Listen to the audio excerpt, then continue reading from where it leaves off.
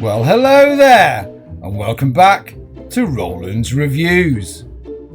And in this episode, we'll be making a return visit to Planet Mini Rig. We'll be testing 2 mini rigs from this vintage Star Wars range. We're crossing these rigs off the list, but there's still a few more to go. In the previous episode, we looked at the Interceptor 4 and the Captivator 2. In today's episode, we're going to be looking at 2 mini rigs which offer a mode of transport. What, like Star Wars buses and taxis? Well, kind of, Trevor. 2 mini rigs which offer transit from A to B. What, like you mean a rebel transporter? No, that's too big, Bazza. He's doing like little spaceships. I tell you what, lads, just sit back and enjoy.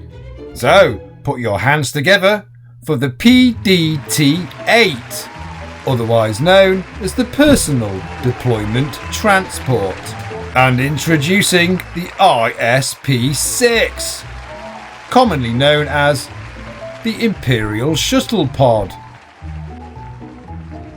The PDT-8 was released in 1981, and 2 years later, the ISP-6 hit the shelves in the Return of the Jedi line. And for once, I managed to retain the boxes for these mini rigs. Both mini rigs have individual action features, which we'll be checking out in a minute. Right, first up then, it's the PDT-8. This rebel taxiing transport isn't the most beautiful looking mini rig. It kind of looks like a pig with 3 legs. And people say pigs can't fly. Well, this one does, with the use of its adjustable side jets. Look at this. This thing can actually defend itself with its articulated side-armed laser cannons. With its opening door ramps, 2 figures can easily fit in each compartment. And let's go with the 2 figures displayed on the box. C-3PO and everybody's favourite pepper grinder, FX7. I'm not entirely sure why these 2 lazy droids would bother to take a taxi, but hey ho. Off to maintenance, guys. So this Rebel mini rig has Hoth written all over it. But I'm a bit tired of showing off my snowy playsets. So let's add a bit of Rebel royalty. Enter stage left, Admiral Akbar. No, it's not a trap. And everybody's favourite Star Wars geography teacher, General Madine. Climb aboard, chaps. They're probably off to a very important Rebel committee meeting or something. Let's get there in style. Ah, shit. That's why he gets nose rub. Anyway, I imagine this little rig gets quite busy ferrying people around. And I can't think of a better way for our Rebel pilots to get from A to B. Oh yeah, Tez, I see what you did there with the A-wing and the B-wing. Yeah, A to B, I get it. Yeah. Are you alright, lads? Are you having fun? Anyway, flying in next, we have the Imperial Shuttle Pod, otherwise known as the ISP-6. This elegant looking Imperial mini rig could ferry around any important person from the Imperial Empire. With its retractable adjusting wings. Oh yes, I love this action.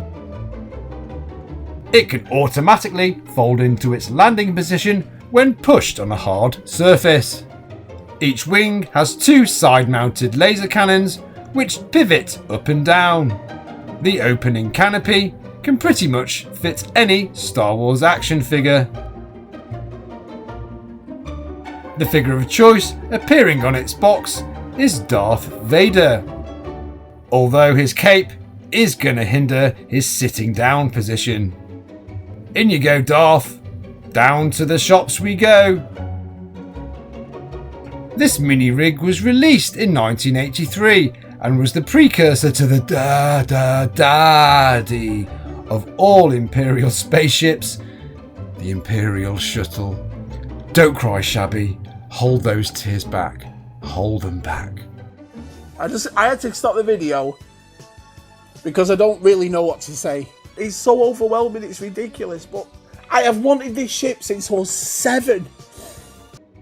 Oh, aren't they cute together? Just look at them. Sweet. Anyway, do you remember the time in the movie when the rebels actually stole one of these? Grand Theft Auto on a galactic scale. And remember, Chewie, fly casual, but not too casual. And stealing one of the Emperor's prized chariots could really put a dampener on travel arrangements. Yep, you're gonna have to take that one, Palpatine. He doesn't look too happy, does he? I don't know about you, but I find it very difficult to park an Imperial shuttle in the Palatoy Death Star playset. Well, let me tell you, there's not much room to manoeuvre. And this little mini-rig is perfectly scaled to park. There you go, Mr. Palpatine. You've arrived in style and on schedule. Unlike the construction on the second Death Star. It's alright, we'll double our efforts. I guess these two beauties were workhorses for the Rebels and the Empire. Both had enough action features to evoke play, and I certainly enjoyed having the shuttle as a young lad. Out of them both, I do prefer the ISP-6. Aesthetically, it just looks better, to the flying Rebel pig, and it was an affordable way to almost being the owner of an Imperial shuttle. Both of these ships are fairly easy to pick up online, and they won't cost you a fortune. And are these two ships in Star Wars canon? Well, like last time, I kind of gave up, but if you have any information on whether these did appear in any Star Wars canon, please leave a comment below. Ah, you lazy git, Tez. What? What do you mean? Letting other people do your research. Ah, I've had it. Alright, what is it? Like Taxi for Tez? Yeah, Taxi for Tez. Anyway, thanks for watching, and I'll see you on the next mini-rig installment. Yeah, Taxi for Tez. Ta-ra!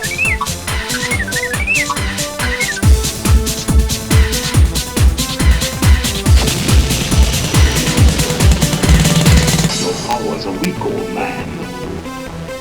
If you strike me down, I shall become more powerful than you can possibly imagine.